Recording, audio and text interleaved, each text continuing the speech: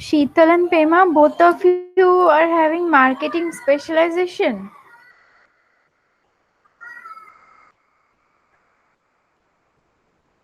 Sheetal, what is your specialization? I'm finance. Okay. Ma'am, And Pema? marketing. Marketing, ma'am. Okay. Okay.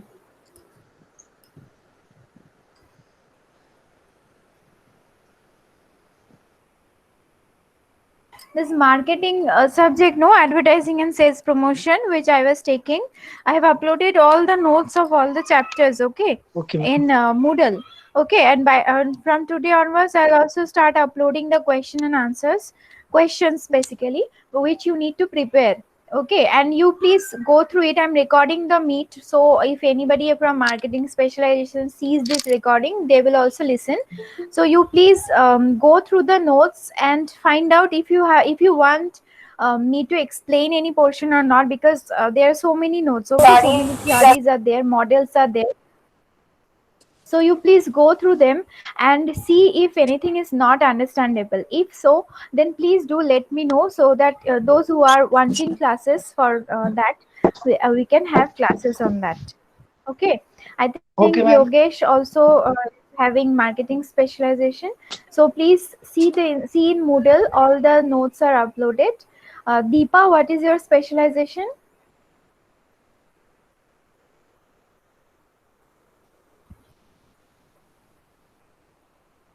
Yes, Deepa.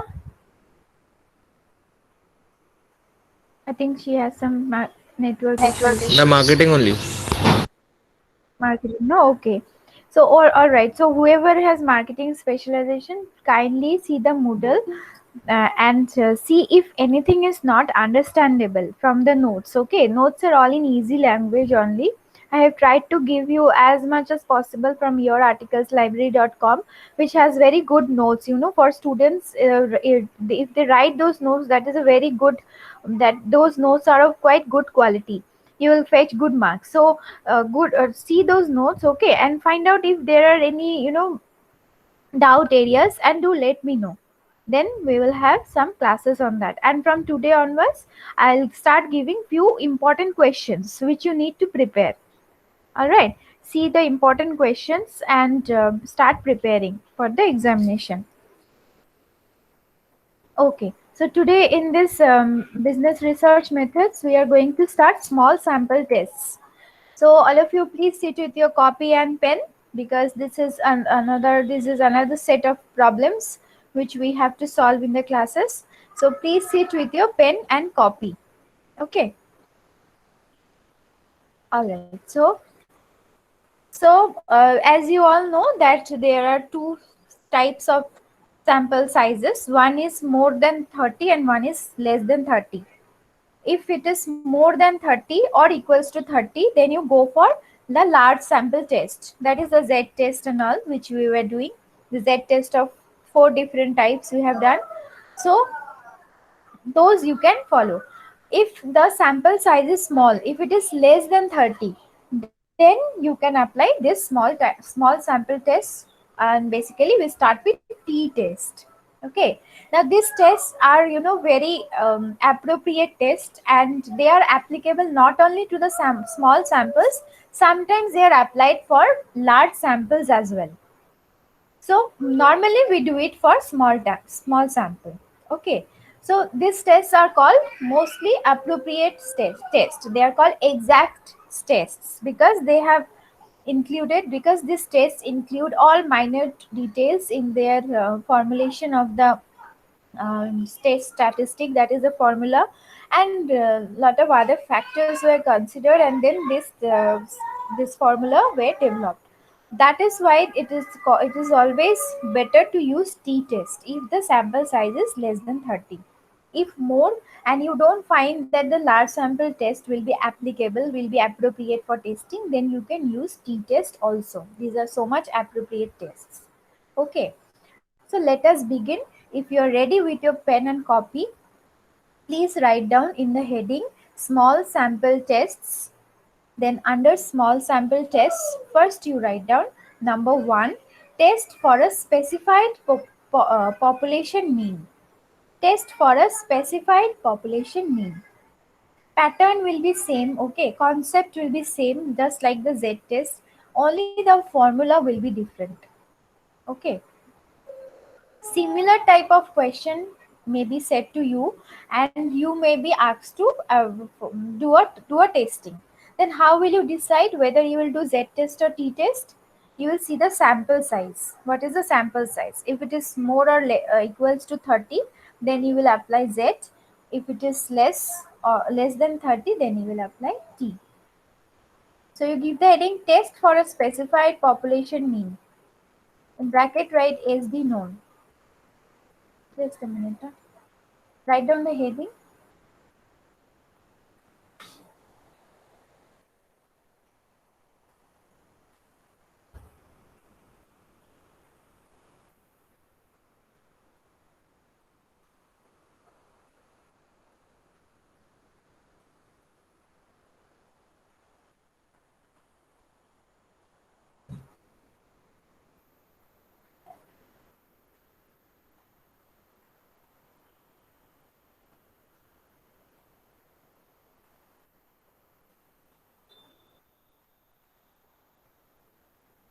This normal distribution now we will not do, because these are already done. No, Z for under small sample test using normal distribution, Z test can be applied. Okay, these are already done. We will not do it again. Okay, we will directly go with the we will directly do the T distribution test.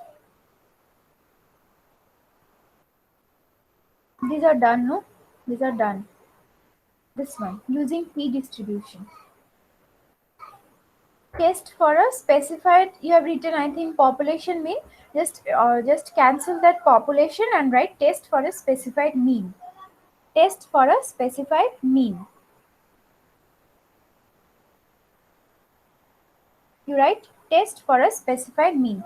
In the heading you will write small sample test, under that you will write test for a specified mean. In bracket you will write SD unknown. SD means standard deviation. SD unknown. So in number 1 you will write test for a specified mean. In bracket you will write SD unknown. Okay.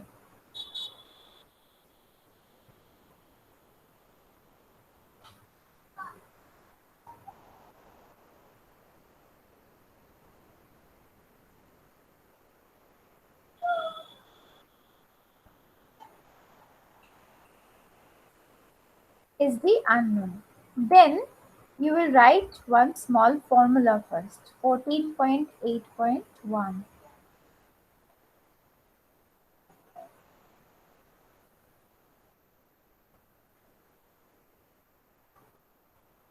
Yes. Just quickly write this formula somewhere. 14.8.1. This formula write down. Z equals to x bar minus mu naught. Z equals to x bar minus mu naught divided by SE, standard error.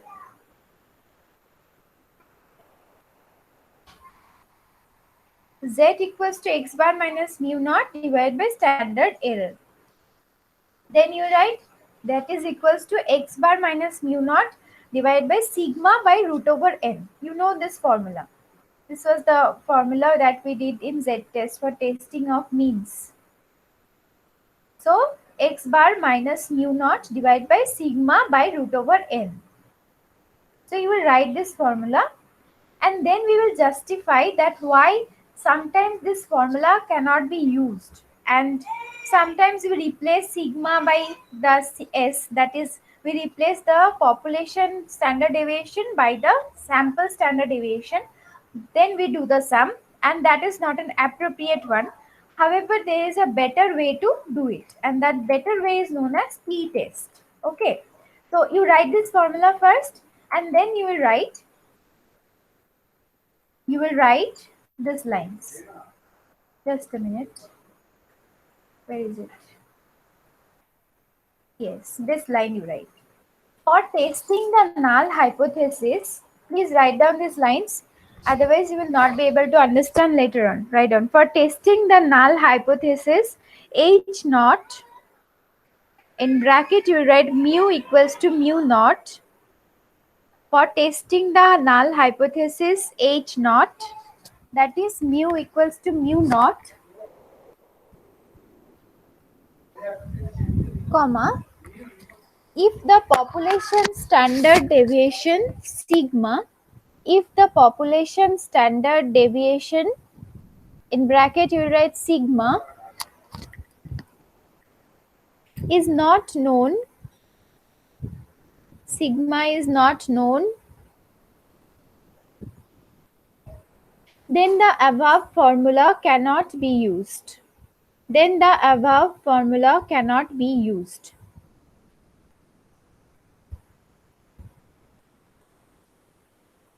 Then the above formula cannot be used. Full stop. However, the unbiased estimator, however, the unbiased estimator, the unbiased estimator of the population variance, of the population variance, in bracket you write sigma square is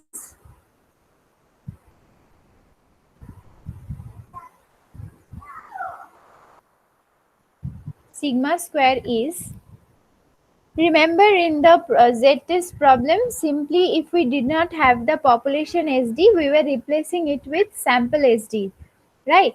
But here you get a perfect estimator, which is called an unbiased one, that is not affected by any factors. It is a clear one. So you write s square. So we have a formula here for finding out s square, then we move on. So you write s square, small s square you will write, okay? Small s square equals to n by n minus 1, n by n minus 1 into capital S square. N by n minus 1 into capital S square, where capital S square is the variance of a sample size. Write down, where capital S square is the variance of a sample of size n, where capital S square is the variance of a sample of size n.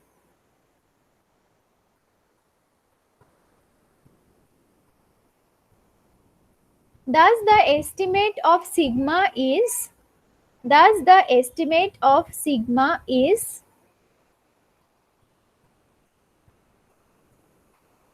small s equals to, estimate of sigma is small s equals to, I think you know this because it was there in the previous semester, that variance square, if you make a root over of variance square, you get the standard deviation, that is sigma.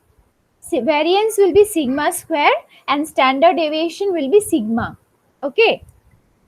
Thus the estimate of sigma is small s equals to, so since we have sigma square, so if you want to find out sigma, then we have to take root over of it. Okay, just remember this one. If you have sigma squares formula and you want sigma, then you have to take root over of, then you will have to take root over of sigma square. Okay,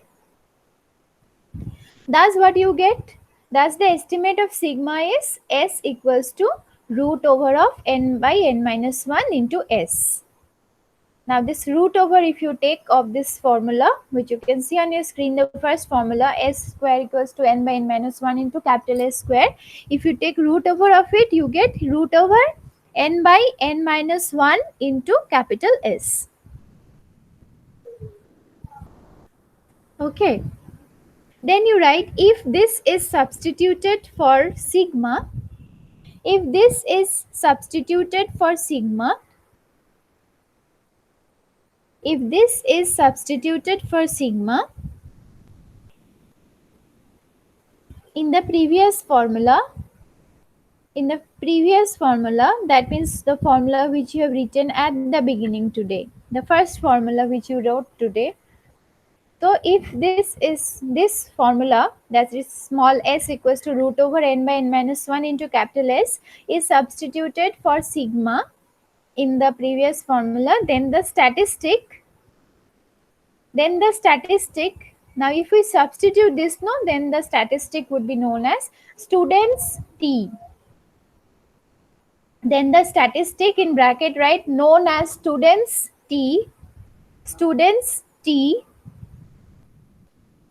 then write this formula number 14.8.6. Write down E equals to x bar minus mu naught divided by S by root over of n. X bar minus mu naught divided by S by root of n.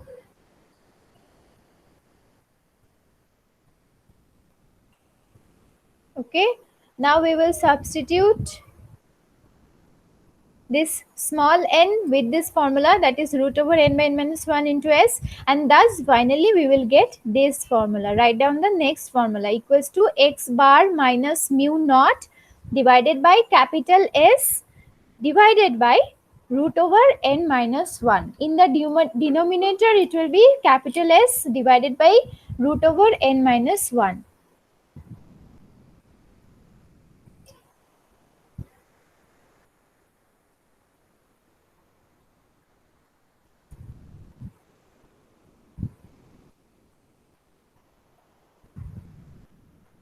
Okay, now this is called, after writing this formula you write follows T distribution with degrees of freedom n minus 1. This statistic follows T distribution with degrees of freedom n minus 1.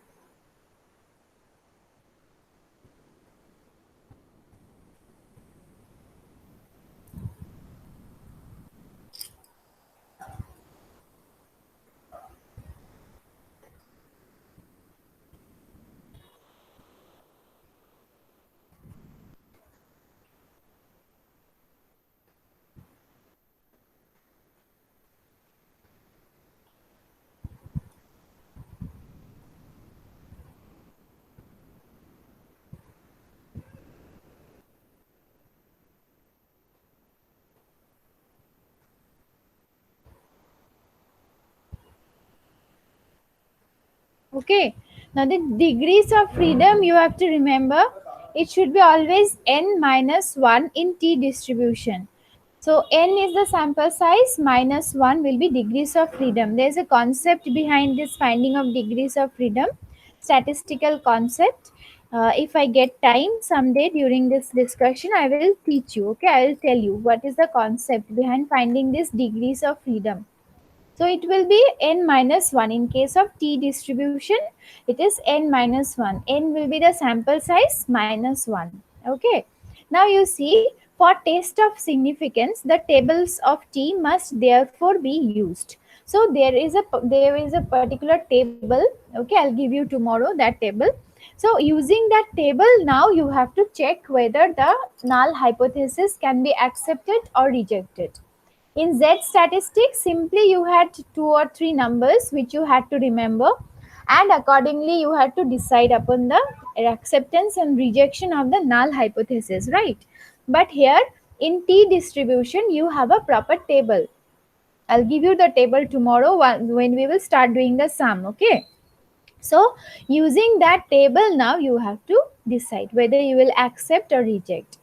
Now what is it? If T 0.025 denotes the value of T distribution corresponding to the upper tail area 0.025, then the null hypothesis is rejected. That is, if T mod T greater or equals to T 0.025. Okay, this we will explain, we will understand it better if we do the problems. Okay, so for now you just see and listen to me. You have the formula, you have written the formula, because when you will solve the sums you will need this formula. Now, in Z statistic, we had to calculate confidence limits using a formula, right? Here also there are some formula for 95%, for 99% also. When you are using 95%, then you have to take T at 0.025. When you will use 99% confidence limits, then you will have to take the value of T at 0.005. Okay. So next, this one we will write, or first let us write. Let us quickly write down this formula also. To write this one, next is number 2, test for equality of two means. Test for equality of two means. Last one was specified mean. This one is test for equality of two means. In bracket you write SD is unknown.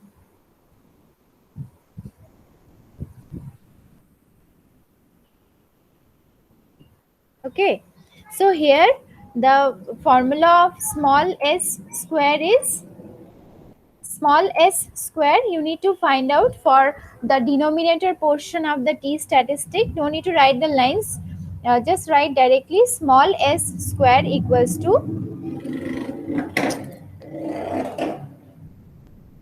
small s square equals to, in the numerator you write n1 s1 square,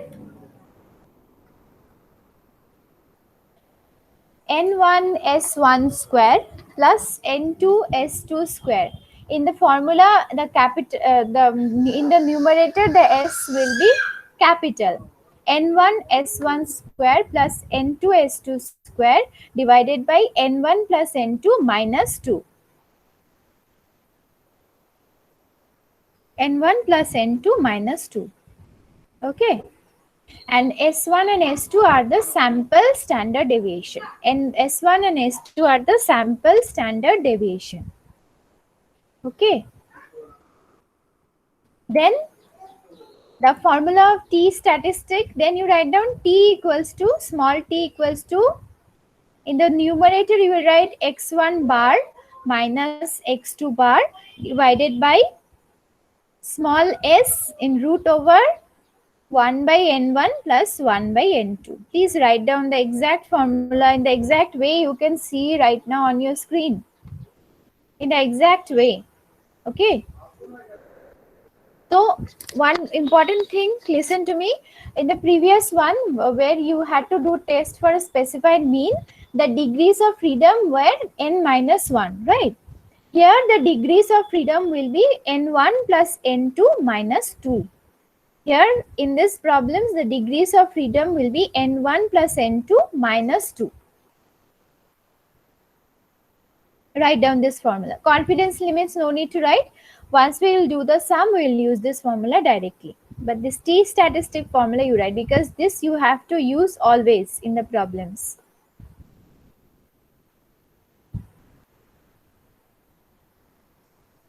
Finish writing this two formula by the time I am taking your attendance.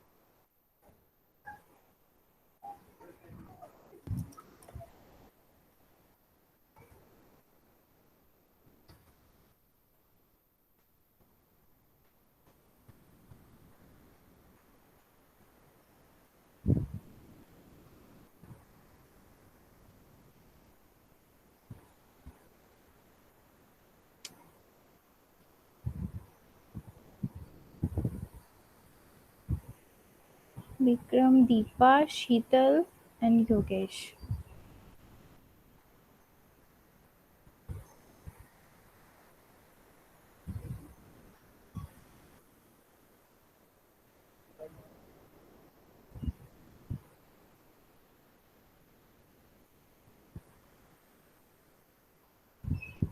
Okay. So have you written this formula? These two formula have you written? Please unmute and tell. Yes, ma'am. Okay.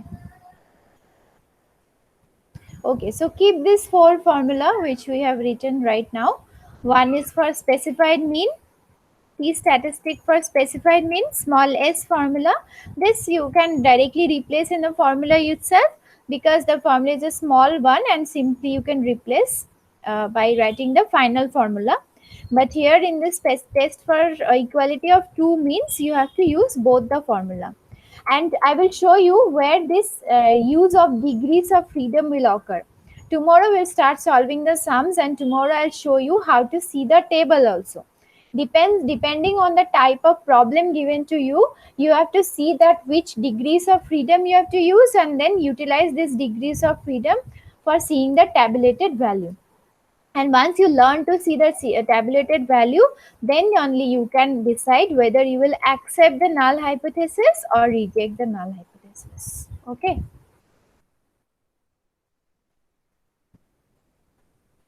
Okay, students, you can leave the meet. See you tomorrow.